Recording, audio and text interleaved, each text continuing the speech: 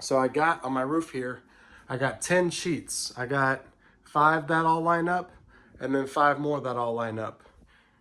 So I'm gonna use these down here because it's a big flat area where I'll actually be able to make them line up. And I'm probably gonna do a sheet here and then a sheet there, and it's gonna run over those, which is fine. And same thing, a sheet here and then a sheet there that'll overlap into that. So all this will be good. And I'm gonna do the same thing in the front. And then whatever I have left is what I'm gonna do up here, which most people are never gonna see. So it doesn't really matter if it lines up or not.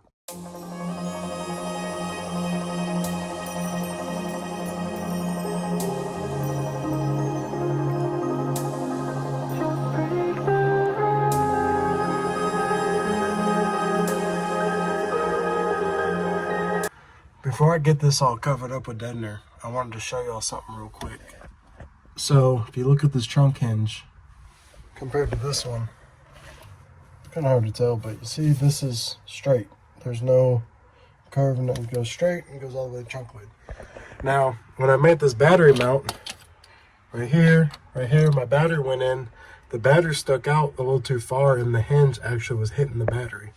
So what I did was I got some square tubing. So the hinge used to come like this. It's come straight down, and it was basically right beside this. So I took some square tubing, welded it to the hinge, and then I cut off the hinge.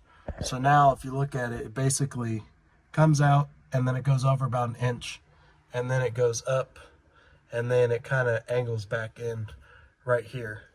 So you can see it actually bolts right here, so it kind of kicks over right here. Kicks over, and then it kicks back right here. So I just want to point that out and show y'all I did modify this to make this work.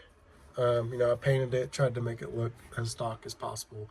But, you'll see once I get the battery in and start wiring, you're going to see how close it is. And then y'all may notice. So I just want to go ahead and point it out real quick, so there's no questions about it later.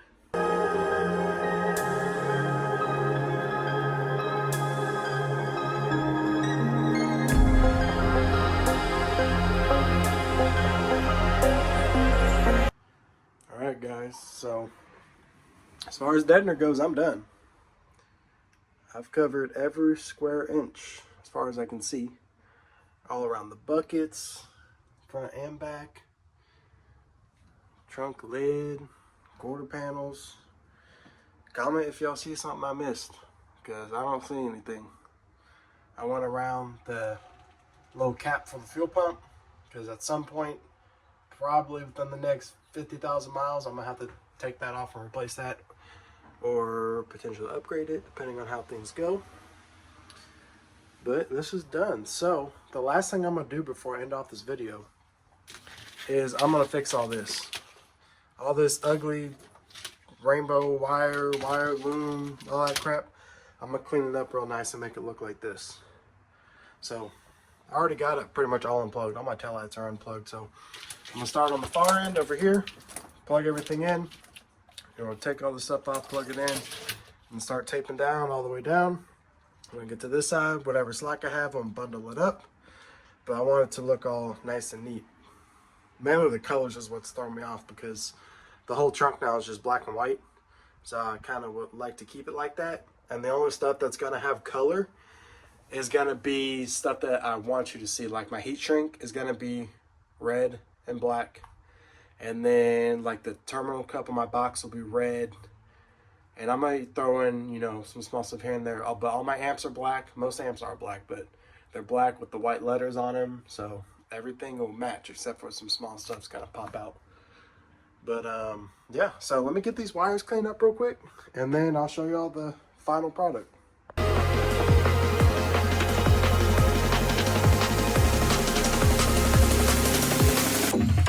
Just break my heart.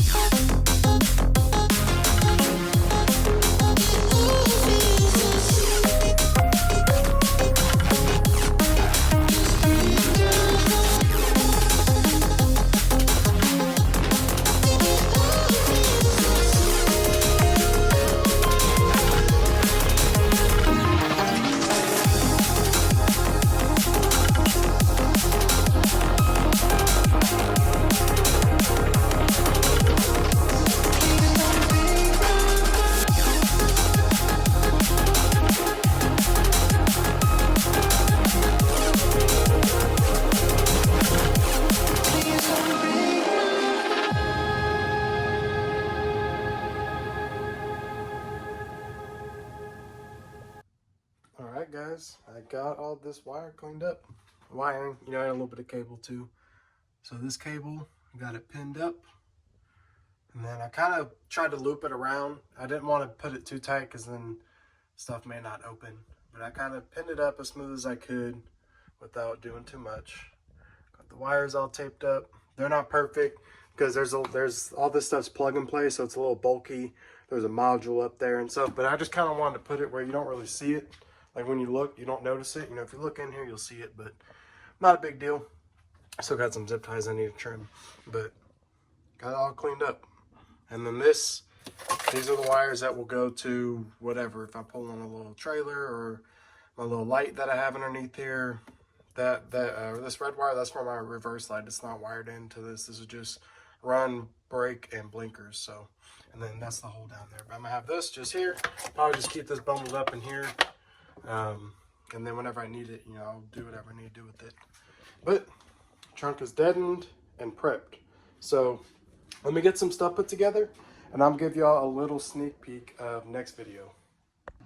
All right, so real quick, I want to kind of show y'all everything that I'm gonna be putting back here in the next few videos. So start off with the power distribution. I got a 16 slot SMD fuse holder that's going to distribute power between the alternator, the battery, and all my amps. I'm going to have 3 Deadener DSP 408s. A lot of people say these suck, but I've installed at least probably 70 of these, between 70 and 100 of these. I've installed a lot of them. Cars, bikes, slingshots. I love them. They're cheap. They're user friendly. Bluetooth straight to it. They come with a knob. Well, they don't come with a knob, but you can get a knob that has a digital display that you can see volume. You can swap between presets and do all kind of stuff. 8 channels. I love these. I'm gonna run 3 of them.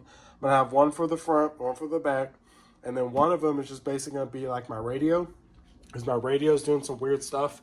And in case it ever gives me problems and doesn't work right, I'm gonna use one as my radio, and then that's gonna send signal to the other 2, because you can't Bluetooth to 2 things at once like this. Anyway, 3 DSPs.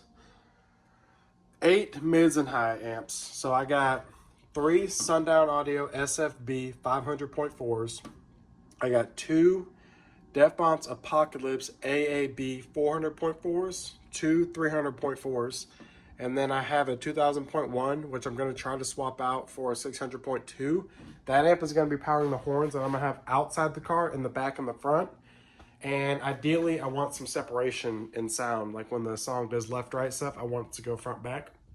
So I'm going to try to swap that out for a 2 or 4 channel that's the same size. So I'm going to use that for mock-up, but that's not going to be what I end up with. But it's going to look the same as, you know, the other Deadener amps.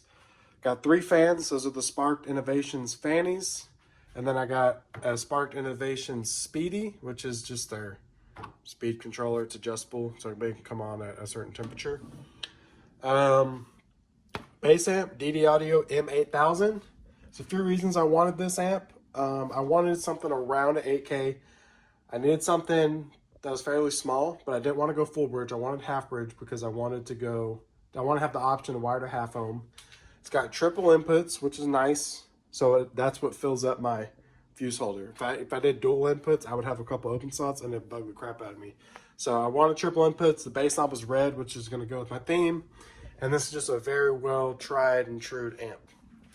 But I got all that on top of my battery, which I don't have here, but I got it in my room, which I already have the mount for that made too. I got my studs back here. Kind of hard to see with the Deadener, but I got 4 studs there, 4 studs here.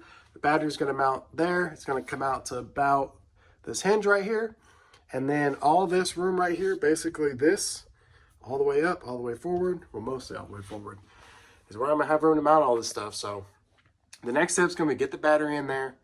I also want to put the baffle on, mount a couple horns, because the horns have a significant amount of mounting depth, about 6 to 8 inches. So I can know how far I can go with my amps. So I need to get that stuff kind of mocked up, and then I'm going to start placing stuff and trying to get all that figured out.